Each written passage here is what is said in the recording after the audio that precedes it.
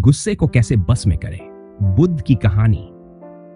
गुस्सा इंसान की स्वाभाविक भावना है जो कभी कभी हमारे अंदर जलते हुए ज्वाला की तरह फैल जाता है। गुस्से में हम किसी भी बात को सोच समझकर नहीं करते और बाद में पछताते हैं। बुद्ध के अनुसार गुस्से को नियंत्रित करना न केवल हमारी मानसिक शांति के लिए जरूरी है, बल्कि यह हमारे जीवन की दिशा को भी सही मार्ग पर डालता है। बुद्ध ने हमें यह सिखाया कि गुस्से को शांति, सहनशीलता और करुणा से कैसे शांत किया जा सकता है। बुद्ध की यह कहानी हमें गुस्से को नियंत्रित करने का सच्चा तरीका बताती है। अंगुलीमाल की कहानी। अंगुलीमाल, जो कभी एक बर्बर डाकू था, वह हिंसा और गुस्से के प्रतीक के रूप में जाना जाता था। वह जंगलों में लूटपाट करता, लोगों को मारता और उनकी उंगलियों की माला बना लेता था। उसने अपने अपराधों को बढ़ावा देने के लिए कड़ी साधना की थी और अपनी नफरत और गुस्से को बढ़ाते हुए दूसरों के लिए एक भयावह खतरा बन गया था। एक दिन अंगुलीमाल ने एक साधु के बारे में सुना जो शांति और करुणा का प्रतीक था। वह बुद्ध थे। उसकी हिंसक मानसिकता और गुस्से के कारण उसने सोचा कि यदि वह बुद्ध को मार डालेगा तो उसकी पूरी ताकत और नाम हो जाएगा। इस विचार के साथ उसने बुद्ध को मारने का संकल्प लिया और जंगल में उनका पीछा करना शुरू किया। बुद्ध शांति और करुणा के साथ चल रहे थे। जब अंगुलीमाल ने उन्हें देखा तो उसने उन्हें मारने का फैसला किया और उनके पास दौड़ते हुए पहुंचा। लेकिन बुद्ध ने उसे देखा और शांतिपूर्वक कहा, तुम मुझे मारना चाहते हो, लेकिन तुम अपने ही गुस्से को मार रहे हो। अंगुलीमाल ने चकित होकर पूछा, तुमने मुझे क्यों नहीं डराया? तुम क्यों भागे नहीं? बुद्ध ने उत्तर दिया, मैं भागा नहीं, क्योंकि मुझे गुस्से की शक्ति का सामना करना है। मैं जानता हूं कि जब तुम मुझसे गुस्से में हो तो तुम खुद को ही नष्ट कर रहे हो।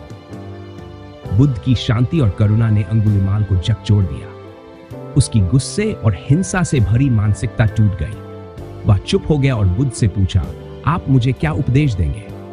बुद्ध ने उसे उपदेश दिया, गुस्से को त्यागो, हिंसा को छोड़ दो। यह सब तुम्हारे भीतर है, तुम्हारी मानसिकता है। केवल तुम ही इसे बदल सकते हो। जब तुम अपने गुस्से को समझोगे और उसे शांति से बदल दोगे, तब ही तुम्हें सच्ची शांति और मुक्ति मिलेगी। अंगुलीमाल ने बुद्ध के शब्दों को सुना और उसे आत्मसात किया। उसने अपना हिंसक जीवन छोड़ दिया और अहिंसा का मार्ग अपनाया।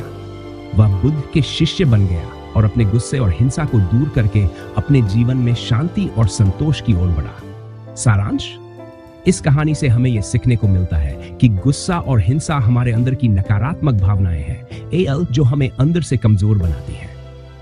बुद्ध ने हमें यह समझाया कि जब हम गुस्से और हिंसा को छोड़ देते हैं और करुणा, शांति और सहनशीलता को अपनाते हैं, तो हम अपने भीतर की सच्ची शांति को पा सकते हैं। गुस्से को नियंत्रित करने का असली तरीका आत्मसंयम, ध्यान और करुणा में छिपा है। बुद्ध की यह कहानी हमें इस बात का एहसास कराती है कि हम अपने गुस्से को कैसे शांत कर सकते हैं और अपने जीवन में शांति ला सकते हैं। गुस्से का जहर। एक समय की बात है, एक छोटे से गांव में एक किसान रहता था। उसका नाम रामू था। रामू मेहनती और ईमानदार था, लेकिन उसमें एक कमी थी, उसका गुस्सा। वह किसी भी छोटी सी बात पर गुस्सा हो जाता था और जब गुस्से में होता तो उसके शब्दों और व्यवहार से उसके आसपास के लोग डर जाते थे। रामू के गुस्से का सबसे बड़ा शिकार उसकी पत्नी राधा और उसके बच्चे होते थे। जब भी किसी काम में देरी होती या कोई छोटी सी गलती होती, रामू गुस्से में आकर चिल्लाता और गालियां देता। उसका गुस्सा धीरे धीरे उसके परिवार में दरार डालने लगा। राधा अब डर डर कर काम करने लगी थी और बच्चों को भी उसकी झिड़की का डर हमेशा रहता। एक दिन रामू के गुस्से ने एक और बड़ी घटना को जन्म दिया। रामू का खेत उसके पड़ोसी हरिया के साथ साझा था। एक दिन दोनों के बीच पानी की बर्बादी को लेकर विवाद हुआ। हरिया ने रामू से कहा, तुमने पानी की बहुत अधिक बर्बादी की है, इससे हमारी फसलें प्रभावित होंगी। रामू को यह बात बहुत बुरी लगी और उसने गुस्से में आकर हरिया को गालियां देना शुरू कर दिया। हरिया भी गुस्से में था और दोनों के बीच तीखी बहस होने लगी। आखिरकार रामू ने अपना आपा खो दिया और गुस्से में आकर हरिया की जमीन में पानी का मार्ग बदल दिया, जिससे हरिया की फसलें बर्बाद हो गईं। कुछ दिन बाद गांव में एक बड़ी दादागिरी के मामले में पंचायती बैठक बुलाई गई। हरिया ने रामू के खिलाफ शिकायत की और उसके खिलाफ कड़ी कार्रवाई की मांग की। गांव के पंचों ने रामू को बुलाया और उसकी गलती पर सख्त नाराजगी जताई। पंचों ने रामू से कहा, तेरे गुस्से ने तुझे और तुझे जोड़ने वाले सभी को नुकसान पहुंचाया है। तेरी गलती की सजा भुगतनी पड़ेगी। रामू को समझ में आ गया कि उसका गुस्सा उसे और उसके परिवार को किस हद तक नुकसान पहुंचा चुका है। वह पछताया और वादा किया कि वह अब कभी गुस्से पर काबू पाएगा। गुस्से का नुकसान।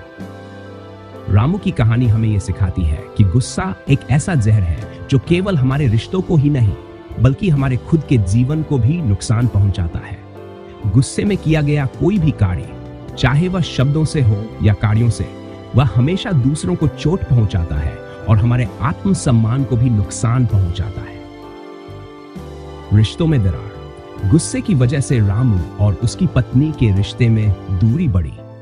उसके बच्चों को भी डर का सामना करना पड़ा और वे खुद को असुरक्षित महसूस करने लगे। सामाजिक प्रतिष्ठा का नुकसान। रामू के गुस्से के कारण उसकी प्रतिष्ठा भी मिट्टी में मिल गई।